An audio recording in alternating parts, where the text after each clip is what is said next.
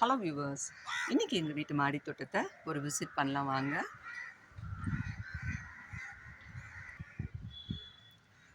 மூணு நாள் நல்ல மழை பெஞ்சதுனால எல்லா செடியுமே நல்லா ஃப்ரெஷ்ஷாக இருக்குது. இது பாருங்கள், பிங்க் கலர் பன்னீர் ரோஸ். ஒரு க்ரோ பேக்கில் எத்தனை பூத்துருக்கு பாருங்கள். இதில் 6-7 பூ இருக்குது.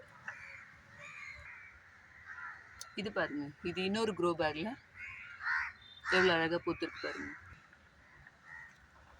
இது அடுக்கு மல்லி. இது நான் என்ன பண்ணிட்டேன், நல்லா கட் பண்ணி விட்டுட்டேன். எவ்வளோ மொட்டு விட்டுருக்கு பாருங்கள். நல்லா துளுத்து வர வந்திருக்கு. இங்கே பாருங்கள் எப்படி வந்திருக்குன்னு துளுத்து. ரெட் கலர் செம்பருத்தி ஆஸ் யூஷுவல் ஒன்று தான் பூத்துருக்குது. ஆனால் இங்கே பாருங்கள், ஆரஞ்சு கலர் செம்பருத்தி இன்றைக்கி ஒரே நேரத்தில் 7 பூ பூத்துருக்குது. இங்கே பாருங்களேன் எவ்வளோ இருக்குது பாருங்கள், தெரியுதா?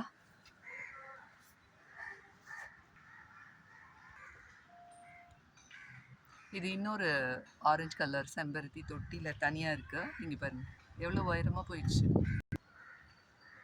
நித்திய கல்யாணி அழகாக பூத்துருக்குது. இங்கே பாருங்கள் எவ்வளோ வந்திருக்குன்னு. முலாம்பழம் பாருங்கள், இதுக்கு மேலே பெருசாக வருமானு எனக்கு தெரியல. ஆனால் இங்கே பாருங்களேன், எதுவும் கடிச்சிருக்குது பாருங்கள். இது கட் பண்ணி எடுத்துடணுமான்னு எனக்கு தெரியல. இங்கே வர முலாம்பழம் பாருங்கள், சைஸ் இதுக்கு மேலே பெருசாக வருமானு தெரியல.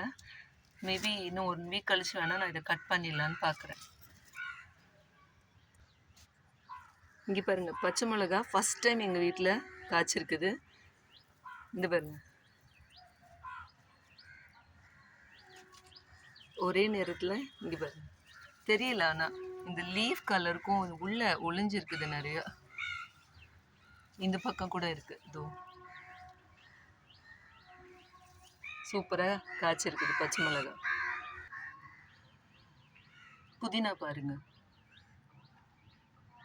இது கொஞ்சம் கட் பண்ணி எடுத்துடலான்னு பார்க்குறேன். நான் ஈவினிங் டீ போடும்போது அது யூஸ் பண்ணிப்பேன். புதினா டீ சூப்பராக இருக்கும். கற்பூரவள்ளி பாருங்கள், இது தானாக வருது. ஒன்று தான் இங்கே வச்சேன், அது பாருங்கள் எவ்வளோ பெருசாக வந்துருச்சு பாருங்கள். இங்கே நித்திய மல்லி காஞ்சிருச்சுன்னு நினச்சேன் நான். இங்கே பாருங்களேன், லீஃப்லாம் எல்லோ கலரில் மாறிட்டு வந்தது. கடைசியில் பார்த்தா இங்கே திருப்பியும் இங்கே பாருங்கள் புதுசாக ஃப்ரெஷ்ஷாக வருது பாருங்கள். இதோ நித்திய மல்லி பூத்துருக்கு. இட்லி பூன்னு சொல்லுவாங்கள்ல, அது பாருங்களேன் எவ்வளோ மொட்டு விட்டுருக்குன்னு. இது பாருங்க.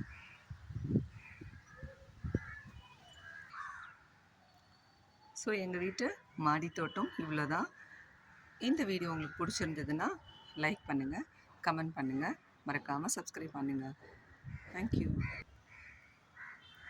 செம்பருத்தி பூ அறுவடை பண்ணிவிட்டு இன்றைக்கி அறுவடை இவ்வளோ தான்.